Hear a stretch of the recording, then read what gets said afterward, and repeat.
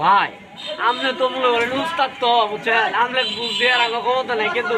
যাই এই কথা কইছে ওই মনে করেন প্রতি সপ্তাহে 2-3 গাড়ি ভরে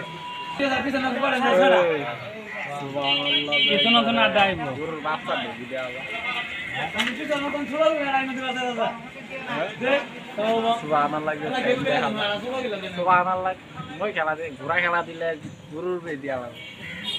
প্রথম না তো যদি টাইগার খাওয়া দিত না তুই তাহলে গরু টাইগার খাওয়াইল ঠান্ডা খাওয়াইলে গরু টাইগার খাইলে কি মাথা ঠান্ডা খালি বরফ খাও বেশি খারাপ হলো